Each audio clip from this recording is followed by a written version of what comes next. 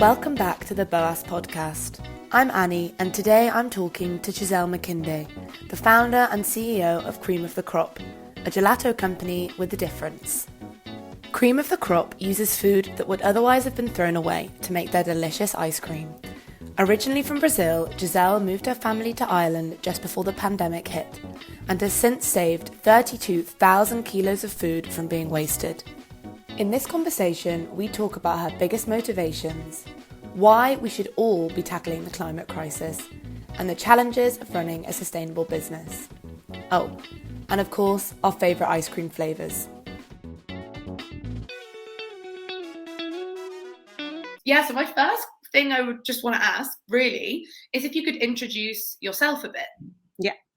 Okay. So my name is Giselle. I'm a 44 years old woman living in Ireland for the past 5 years. You sounded a bit Irish there, where you said, living in Ireland. And yes, I'm from Brazil.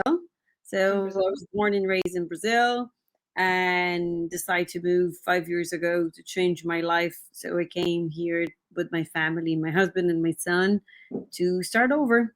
And the company came 2 years after the move here. Why Ireland then? If that's it was a random crazy selection, let's say. I literally opened my computer and I opened the map because previously our intention was to go to Canada. Mm-hmm. So Canada refused us our visa. Okay. We applied twice and they refused twice. And I was so sure that I need to move to another country to start over. I was like, I don't want to stay here anymore. I want to move. I want to just to start fresh. Yeah. And I was like, okay, Canada don't want me, but okay, I will try any other place that speaks English. And UK, I was like, I tried there as well. 18 years ago, they refused my entry in UK. I was like, no, UK didn't want me. And so I don't want them anymore. I said, what other country? Yes. What are the country? And I was like, Ireland. This is a small, place. And I was like, I didn't know anything about Ireland. I didn't know anybody in Ireland. And I was like, okay. So I started Googling and I saw there was a shortage of chefs in Ireland. So there was a lot of jobs for chefs and I'm a chef. And I was like, okay, I can get a job. My husband can get a job as well. So I think we can leave there, as long as we adapt, we can leave there. And literally, it was a month before I traveled to Ireland that I made this decision. Second time we had our visa denied by Canada was May 2018, end of May 2018, and end of June 2018, I arrived in Ireland. So. Oh my gosh. I think that is so... brave doesn't seem to be really a good enough word, but it's brave. I moved out to Amsterdam. Brave or crazy? Crazy. Yeah, all crazy. Yeah. A bit of both. Yeah, I moved out to Amsterdam to live with my boyfriend in May. I'm from the UK, and I thought that was really brave. Like 40 minutes on the plane, and I'm here coming to live with my boyfriend that I've been with for like 4 years now. I can fly back home in like 40 minutes, and I was like, this is so brave. Like, this is so cool. But it is. What am I doing? Like, the moment that you leave your comfortable zone, your country, that you have your family, you have your friends, really, like any movement that you do, it is brave, even though it's like 14 minutes on the plane, 40 minutes on the plane, or in a train, 2 hours, 3 hours in the train. It is brave when you completely change your culture. You go to a new country with new habits, new language, and different. Do you speak Dutch? Does anyone speak Dutch?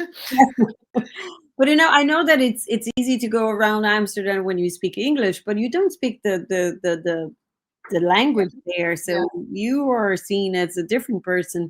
So I think you are brave too. I felt brave, but yours is on a whole different scale. It's really impressive.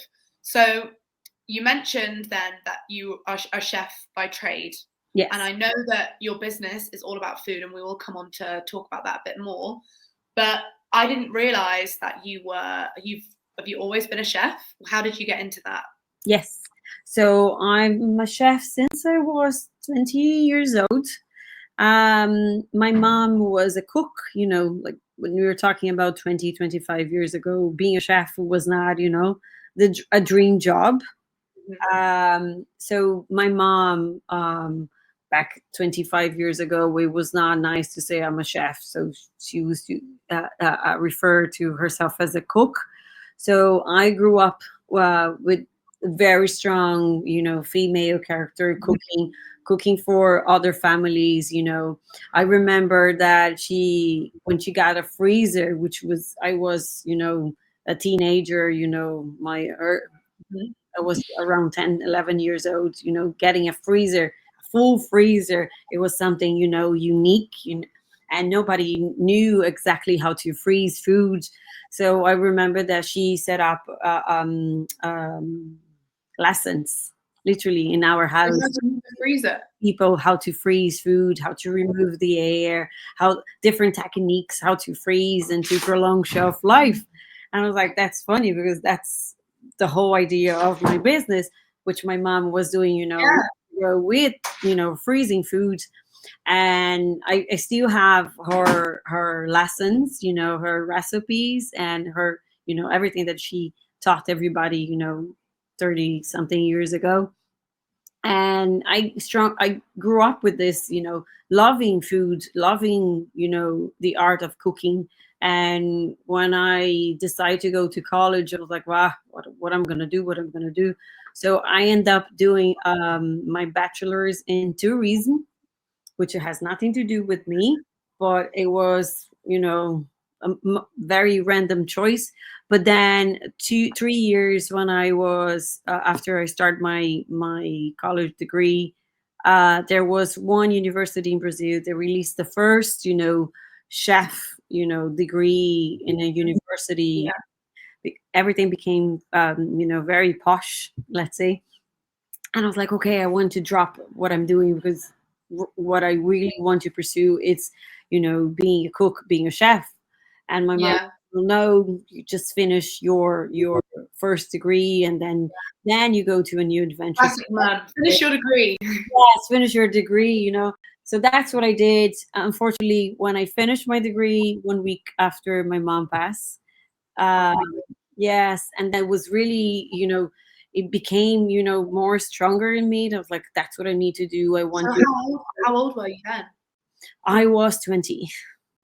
That's so young. Yes. I'm She so was sorry. 50.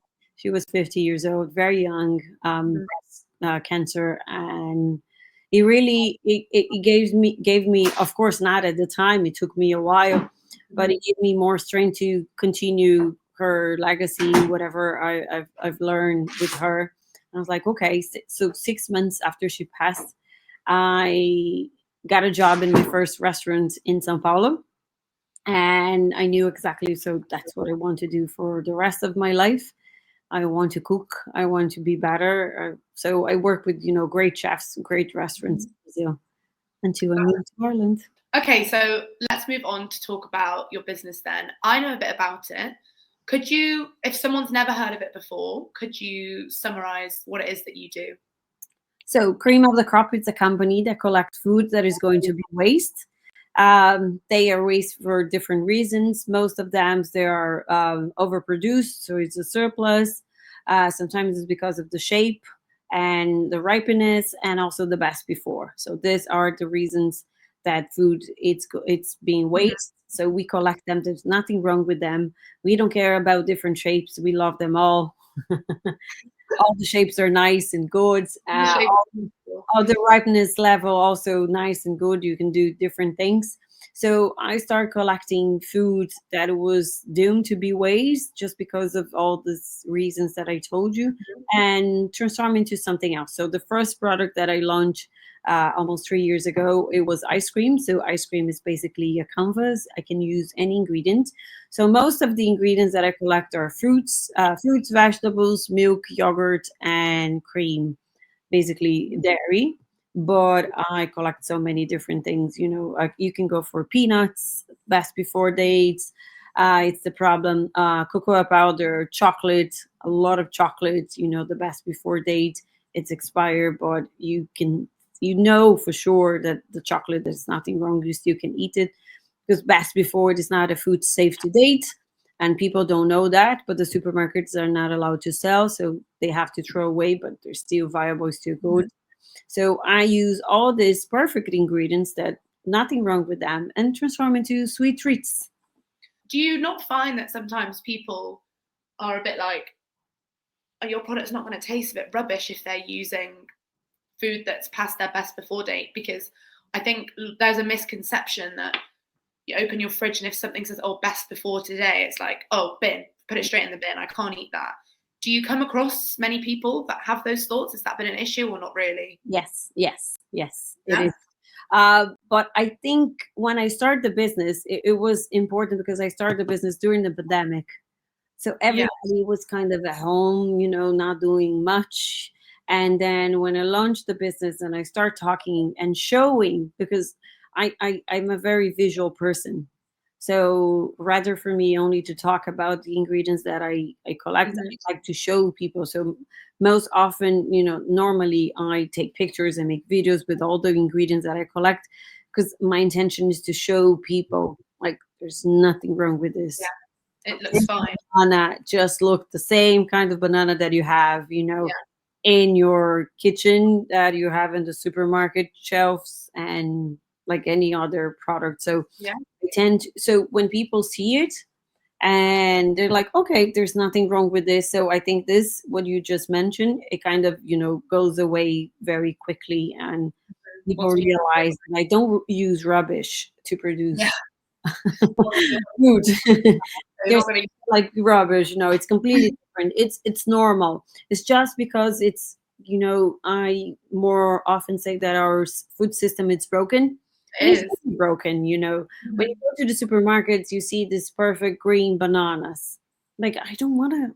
Who wants to eat green bananas? You go they to taste horrible. You can't even peel them. Yes, exactly. And it's not pleasant to eat. So for me to go to the supermarket, buy bananas, and have to leave in my house to ripe, I was like, can I not get, ripe bananas?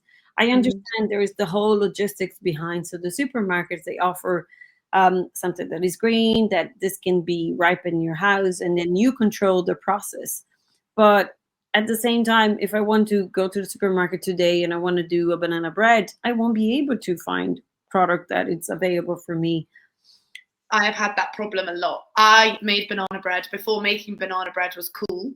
You have to plan a week in advance when you want to make your banana bread. Let me give you just one number this week, okay? Between yesterday and the last Thursday. So in a period of 1 week, okay? Yeah. We collect 3,250 kilos of banana. That what are going to be thrown away? Yes. And where do you collect that from?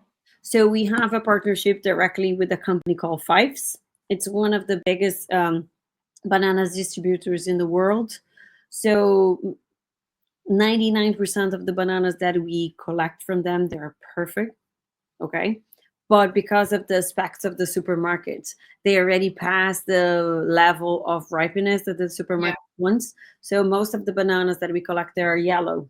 They're past the green, shades. They're yellow. So the supermarkets don't want the yellow ones. Yeah, my question was, how easy is it to plan what you can make when you don't know what's going to be wasted? That's the most challenging part of the business. I don't know. I never know. It's a surprise. For example, I collect this happened. The company is going to be 3 years in September. Okay. I only collect one time watermelons. This was 2 years ago. Okay. I received watermelons, 17 big watermelons this week out of nowhere. I got to call me. He called me and said, Giselle, I have 17 watermelons, big watermelons. They are going to be waste if you don't collect them. I was like, okay, bring it to me. So he brought me 17 watermelons. So I'm going to make a sorbet with a watermelon, okay? Do I know when I'm going to collect watermelon again? No, maybe it's going to take 2-3 years, maybe never, So Yeah. that's the biggest challenge of the business. So we have a set, or a plan for this week. Out of Mhm. sudden, you get 17 big watermelons. Stop everything that you're doing. We have to chop this watermelons. We have to produce because they were so sweet. We were making the juice to make the sorbet. I was drinking the juice to taste it. They were so sweet. I was like, did somebody put sugar in here? No, because they're really, really, really at the point. Like if you don't use it, Yeah. Literally about to tip. literally that pick. So we Yeah. have to stop everything. Just stop what you're doing. Stop everything that we plan. Clean, chop it, and let's produce, watermelon sorbet. See, that would really stress me out. I'm a planner. I like to plan. Me too. 15 watermelons. And I guess, have you got your recipe all sorted, or are you working out how to make that watermelon sorbet like on the spot?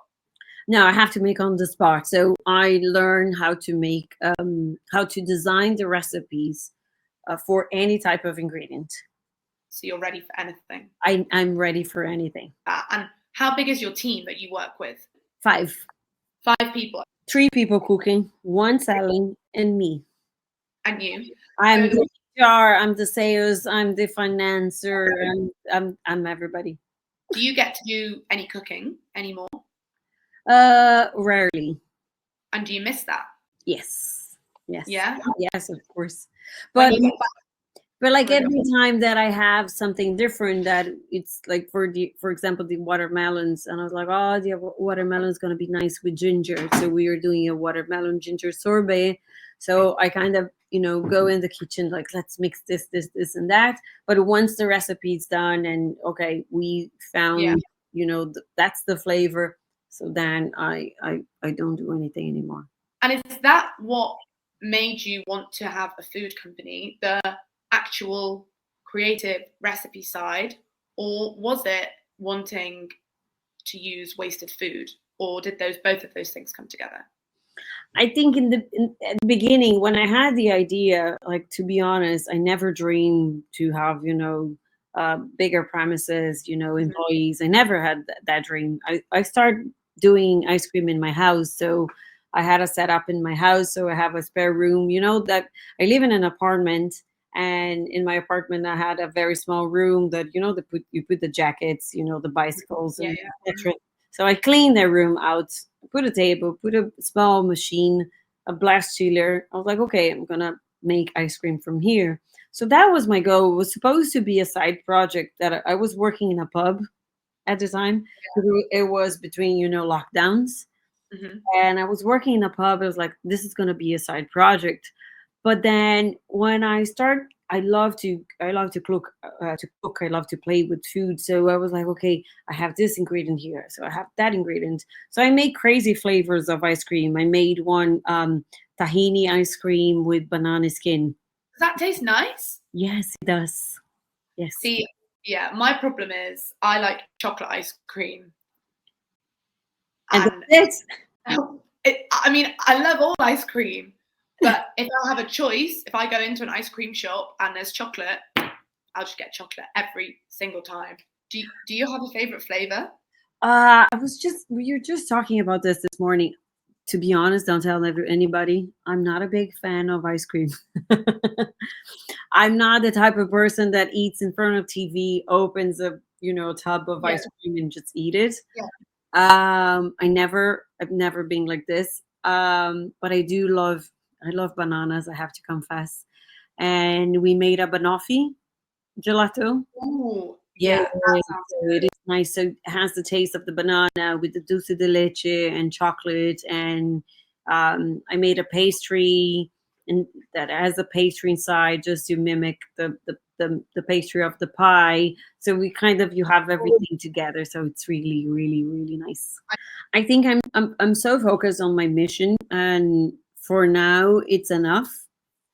But I know for sure that of course I need to make the business make money. I need to make money to in the end of the day, I can see, okay, this is going somewhere.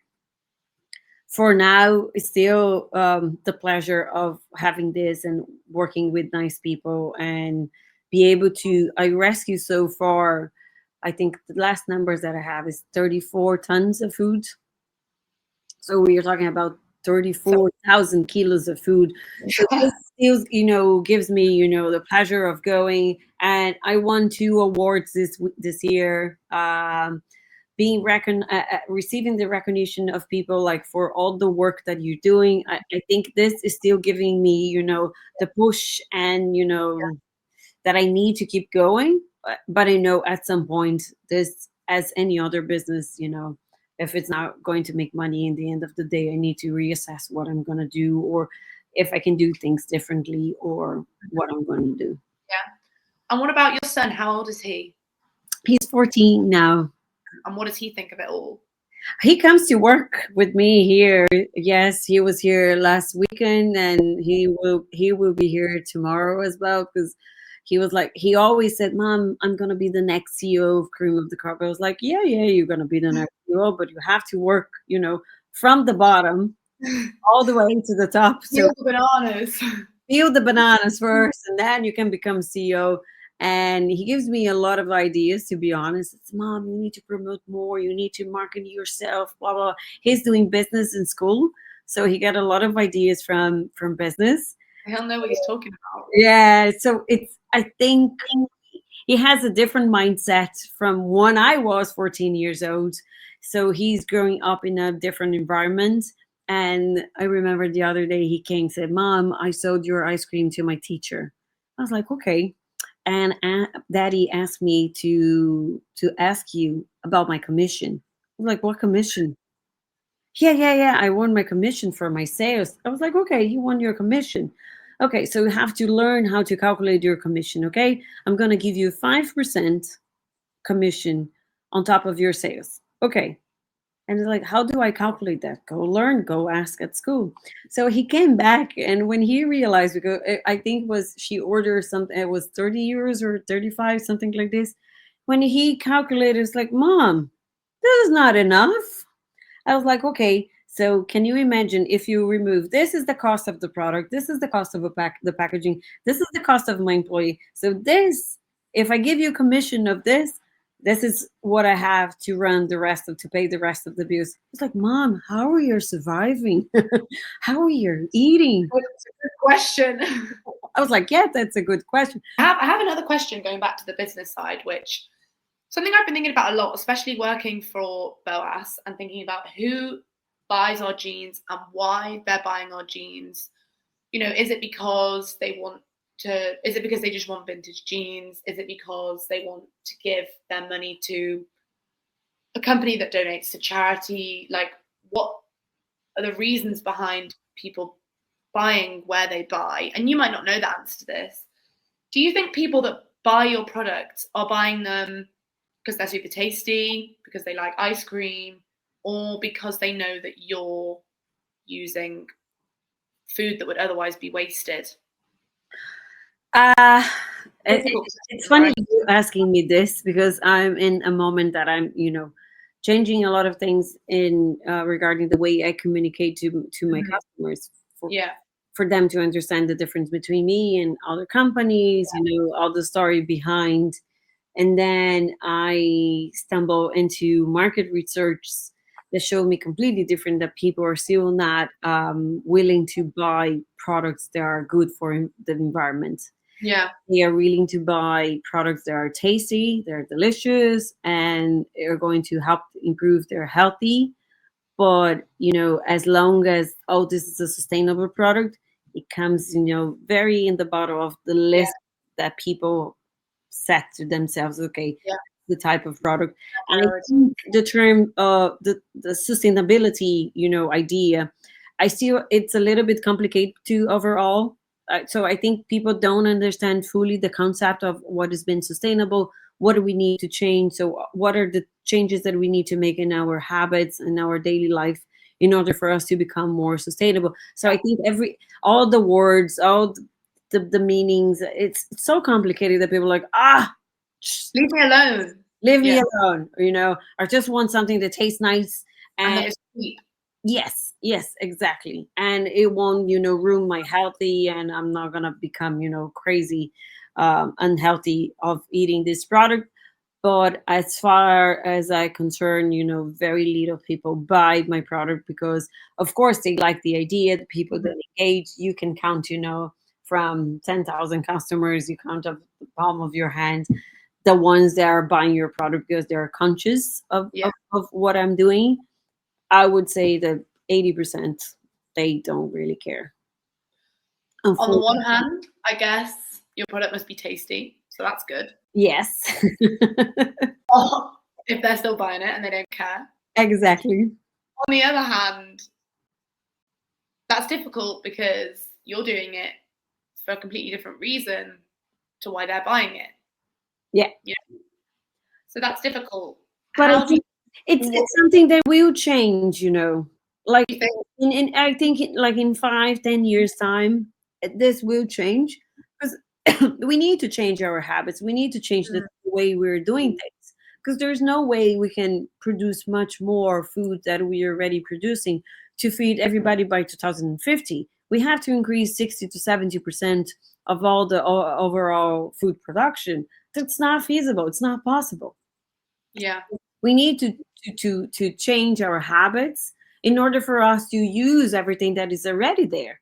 So if you're wasting 45% of everything that is produced today, and we have to increase 60 to 70% of production to feed everybody by 2050. So there's a lot of people doing a lot of things. They're really nice, but I think it's still like we are in the very, very, we're touching the surface of the problem. And I think people are kind of, the monkeys when you're like, I don't see anything, don't hear anything. But I think the more we talk, the better, because we will have to change. There's no other way. I think I agree that something has to change fast. Yes. And big.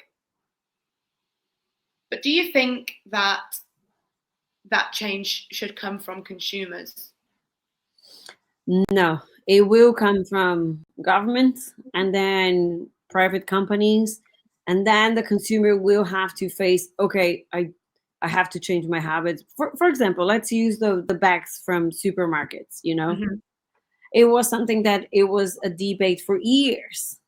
Like, just don't produce anymore, don't offer it anymore. So people will have to adjust. Oh my God, I don't have any bags to either. I'm going to put everything in my arms or whatever fits in my arms, or I have to have a bag in my car or in my purse in order for me to have a bag to carry all my groceries. And then this is now normal. It's part of the habits. But then, you're right. Yeah. But there is the government side that has to say from now on, this is a law. If you, for example, the single-use cups for coffee. If you open my purse, I have here in my purse, I can show you. It's not something that I'm saying. I have my keep cup. It's in my purse. So this has to be a law that the government said from now on, if you, as a company, as a coffee shop or wherever, offers a single-use cup to your customer, you're going to pay a fee. You know for sure that the next day the owner will say, no more. Either you come with your keep cup or you use glass or whatever to have your coffee. People will change the behavior, It's weird, isn't it? Because I remember you got to the till, how many bags do you need? And like, 6. It's like, 6, there you go. And you just fill up the bags and you just carry them to the car. Yeah. And then you're right. And then all of a sudden it changed. And I still have times at home where I'm carrying, like, my food is falling out of my arms because I just will not pay for the bag. Like, exactly. No way. What? I don't even know how much it is. 20p? You're having a laugh. No chance. Yes. I'm gonna drop all my food on the way to the car. But you're right. Things that, like, I'm smoking inside. Exactly. I know this doesn't relate to food waste or, plastic, whatever, but smoking inside, that was normal. And now most people my age, I mean, I think anybody younger than me would think that was just baffling to think about people smoking inside. So yeah, governments do need to make changes.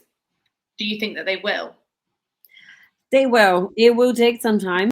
but they will. A few weeks ago, I was one of the companies that signed food waste charter here in Ireland, and it was really nice because it was, among ministers and big companies, and I know they are doing a very awful job in terms of wasting food, but it was a commitment that they were doing in order to reduce food waste by 2030. And in the end of the event, I went to the lady that made a really nice speech about food waste, and then I told her, "Say, your speech was really nice. I understood like completely what you said, but I think Giselle, not the company, but I think as long as the government doesn't put a fine or a fee with all the waste that these companies that were here have to pay, nothing will change." And she was like, "You know what, Giselle? I know." She was Yeah. like, "I know that you're right.